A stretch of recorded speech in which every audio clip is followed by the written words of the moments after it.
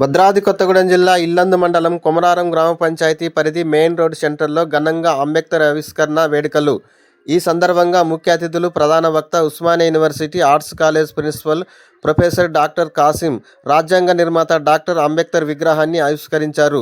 అనంతరం professor doctor Kasim మాట్లాడుతూ, భారతదేశానికి కుల మత భేదం లేకుండా అన్ని వర్గాలకు హక్కులు కల్పించిన మహానేత, ముఖ్యంగా అణగారిన వర్గాల కోసం స్వేచ్ఛా సమానత్వాలను తీసుకొచ్చిన మహానాయకుడిగా కొనియాడారు.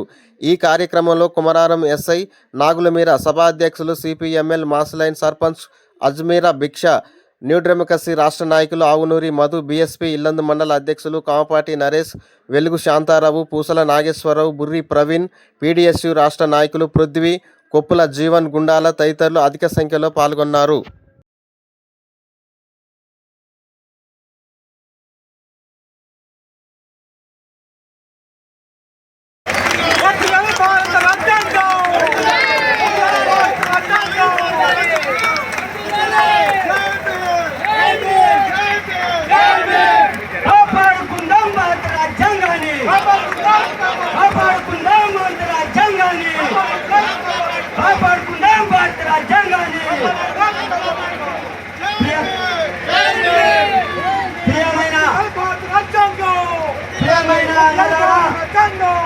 ఇక్కడ మనం బహిరంగ సభ ఏర్పాటు చేసుకోవడం జరిగింది. అప్పటిదాకా కొంచెం ఉన్నది. ఇప్పుడు మన అట్లాగే మన ఎస్ఐ గారు, కొమరారం ఎస్ఐ గారు, నా గ్రామం అని ఈ ప్రజల తరఫున ఉన్నటువంటి ఎస్ఐ గారిని కూడా దండెత్తికి ఆహ్వానిస్తున్నాం. మన కొమరారం ఉప సర్పంచ్ శ్రీ గురి ప్రవీణ్ గారు దండెత్తికి రావాల్సిందిగా ఆహ్వానిస్తున్నాం. 3 మాధవారు మాజీ ఉప సర్పంచ్, న్యూ డెమోక్రసీ గ్రామ కార్యదర్శి, వారిని కూడా ఆహ్వానిస్తున్నాం. పోలేపల్లి నాగేశ్వరరావు గారు, కాంగ్రెస్ పార్టీ నాయకులు, పిఎస్ఎస్ వైస్ చైర్మన్, వారిని కూడా దండవేత్తనికి ఆహ్వానిస్తున్నాం. వాంకోట్ శంకర్, మాస్టర్ గ్రామ కార్యదర్శి, వారు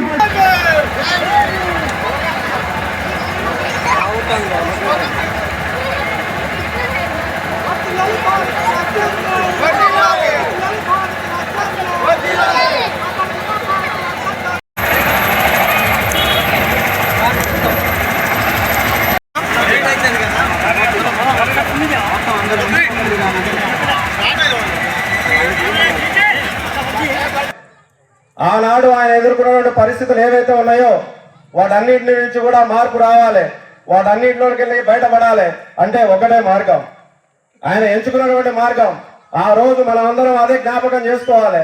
ఆ రోజు ఆయన స్కూల్లోకి రానియలేదు, అయినప్పటికీ కూడా ఆయన చదివి ఈ రోజు ఒక ఫస్ట్ లా మినిస్టర్ అయ్యి ఈ రోజు మనం ఏవైతే ఇప్పుడు అనుభవిస్తున్నటువంటి హక్కులు కానీ బాధ్యతలు కానీ చెప్పినటువంటి వ్యక్తి అంబేద్కర్.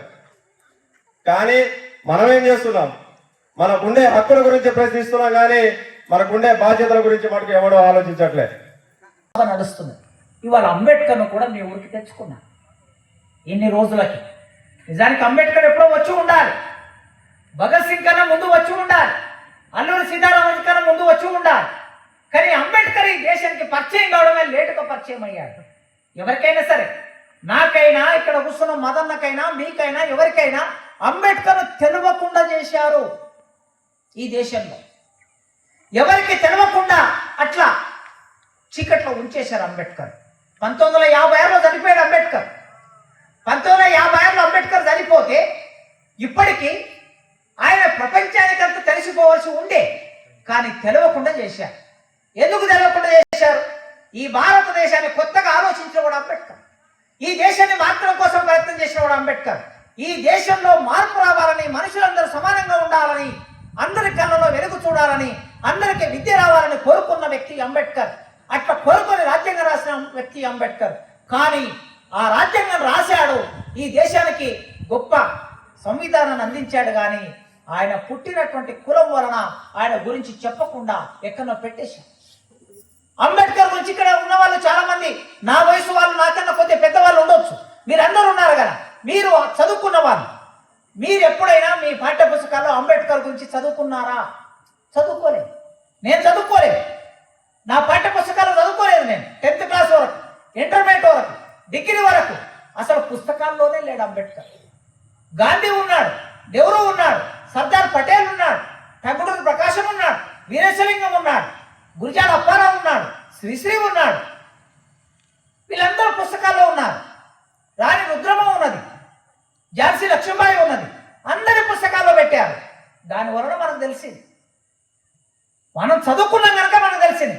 కానీ దేశానికి రాజ్యాంగం రాసిన మనిషిని పుస్తకాల్లో పెట్టలేదండి. ఈ దేశం అన్యాయం.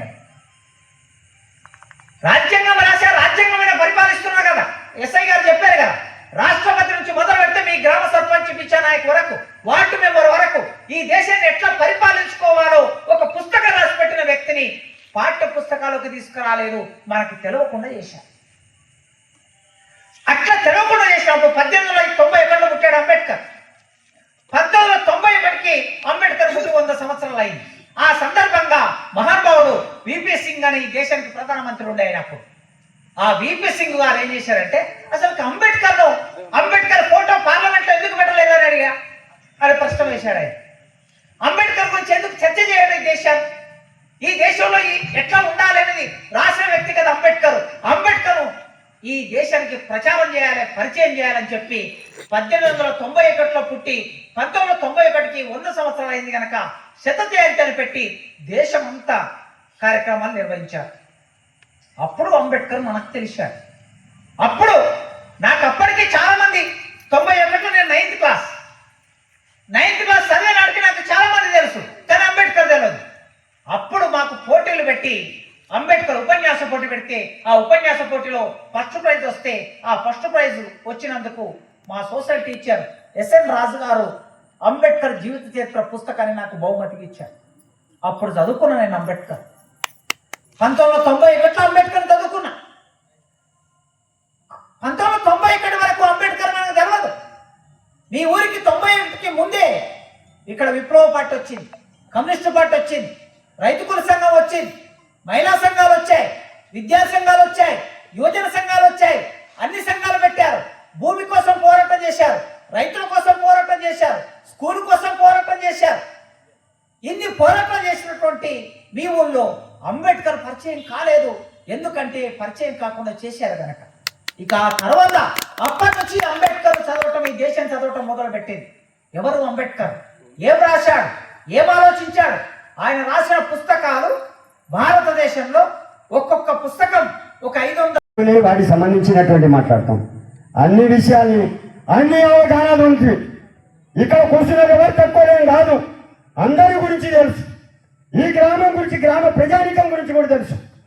వారు కాబట్టే ఈ విధంగా వాళ్ళు వచ్చి మొత్తం కూడా కష్టపడి నైట్ 12 గంటల కనుక ఏ పని చేయనటువంటి వాళ్ళు ఇక్కడ కూర్చున్నటువంటి వాళ్ళందరూ కూడా వచ్చే కంకర్లు పోసినటువంటి ఉంది.